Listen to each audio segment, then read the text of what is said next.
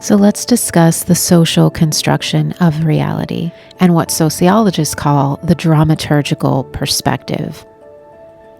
In other words, all of the world is a stage. We have roles and we have scripts, and we have been socialized and programmed into internalizing these roles and these scripts to meet the ends of whatever the system that we're living in finds necessary. Through these processes of socialization, where we have learned the roles and the scripts that are necessary for the society, it does beg the question as to whose thoughts we are actually thinking. And of course, this sounds like a silly question, but when we step back from it, we're born and socialized into specific systems with specific roles and specific expectations. We're subjected to a program. By definition, that is what socialization and the socialization process is. Back in the day, we would watch TV, they would call it a program. Their entertainment offerings were called programming. And when there would be some interruption afterwards, they would say, "Now we return you to your regularly scheduled programming." So whose programming is running? Whose programming is consuming your thoughts and the creative capacity of the conscious and the subconscious mind? It's not a coincidence then that one of the major social institutions within any given society, in most societies, is this mass media, which acts as a socializing agent. From the conflict perspective, they say it's not just physical force or coercion that is a demonstration of power.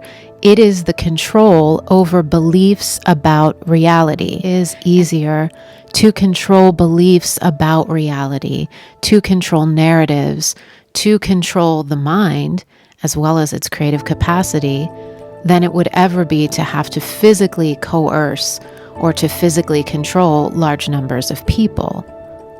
It was Steve Biko, Bantu Stephen Biko, who was the South African anti-apartheid activist, who said, "The greatest tool in the hands of the oppressor is the mind of the oppressed."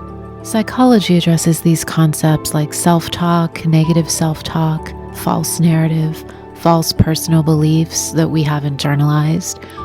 These address the identity and reframe identity, and this can certainly be helpful to some degree, but it can never be fully helpful because it's still working within what ultimately is a false self, a false identity, and the ego. It's psychologist Carl Jung who is quoted as having said, "The world will ask you who you are, and if you don't know, then the world will tell you," which can lead us to an understanding of the phrase, "know thyself."